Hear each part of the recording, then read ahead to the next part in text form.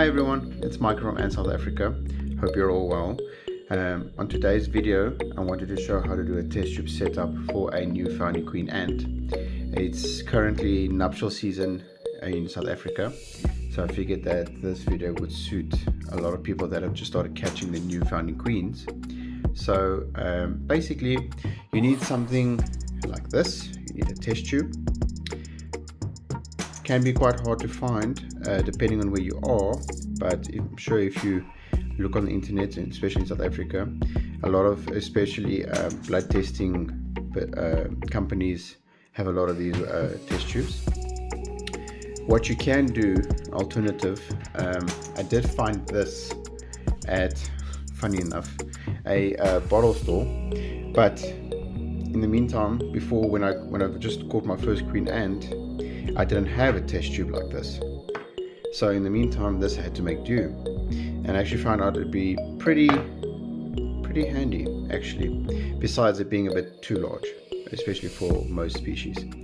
So basically, you're going to need a test tube. You will need a cotton ball. Then you would need some water. I would recommend you basically disinfect this test tube beforehand. Wash it. You can wash it with some sunlight soap, some dishwashing soap. Let it dry, because once you put the water in and you have your cotton wool more or less here, if the test tube is basically been uncleaned, it can lead to mold buildup, and that is something that you don't want for your new founding queen later in the stage. Alright, so basically I'm going to show you now what to do. Basically take your water, and I'm just going to pour it here now quickly. Don't worry about pouring too much water sometimes, as is the case right now with me. You can always just pour it out a little bit. Now I would say, depending on the species that you do have, which you would need to research, and by the way, you're welcome to join Ant South Africa for the South Africans to basically help identify an ant. If you do catch one, you can take a photo and you can load it up on there. Or there's also a WhatsApp group that we're all part of right now, but the link is on the Facebook page. And what we'll do is, a lot of us will basically try and help you identify. And a lot of the times the problem comes in that you'll find a queen ant in maybe March or May or April, May, and a lot of times the queen won't start laying eggs after winter. So you'll basically have your queen in the founding chamber for the whole duration of the winter, and she'll only start laying eggs later in spring. The problem comes in with this though is, if you don't have enough water in your test tube, your water could dry out before your queen even has her first worker, also known as a nanatic. So then you would have to basically transfer it to a new test tube, which poses now challenges on its own. So back to the video. You basically now take a little cotton wool, excuse me, and one thing you do need to realize is you want it to be pretty tight squeeze when you do put this cotton in here, because you don't want a leakage to happen or a chamber. A lot of times the queen ants, especially the larger species, will start tugging at this cotton, and a lot of the times they can basically cause the chamber to flood with water, which is not a worse situation. Obviously it's not a good situation, but if you do find that happening, that can be saved.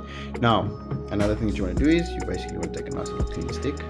I've got like a very long skewer, wooden skewer that we've got right here, and it's quite a tight squeeze. I mean, if you had to try and push, it's not easily going to go down.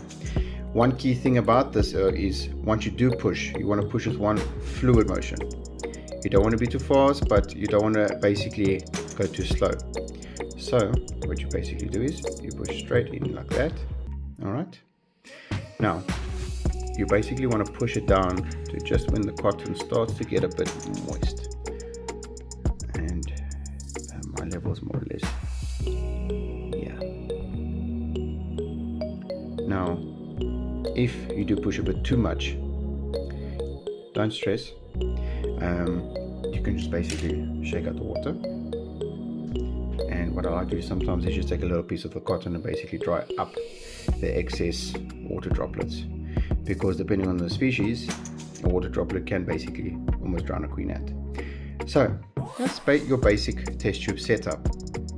Now, a lot of you would probably think that you want to give your new founding queen ant as much space as possible, which from my experience, queen ants don't generally like. They like their confined spaces. It makes them feel more secure. And yeah, so basically take the rest of your cotton wool. So once you put your queen in here, you want to plug it with the rest of the cotton wool. And like I said, you don't want to be too scared. You can basically close it like that. Now that is enough space for a queen ant to basically start her process. So some tips that I have learned from my experience, like I said about the chamber being too large, it did happen that I caught a quite large species of a queen ant, and I figured that the more space the merrier, because that's how us humans think, but it actually caused her to be more stressed, especially when I did check up on a test tube every couple weeks. She did start eating her eggs, which happens if you bug your queen ant too much. Okay. Another thing that I did learn, depending on the species and the time of the year that you did catch these species, a lot of times you can maybe make this water chamber a bit less. This helps in the case of if you do start feeding your nanitics, which is your first workers of a queen. You can pull out this test tube, this cotton wool, and you basically can feed them still in the test tube. Yeah, that's about it. Hope you guys found this video that's very helpful. I'd like to hear any comments or suggestions in future videos. I'm quite excited for the future of the channel. Quite excited for a lot of things that are going to be coming.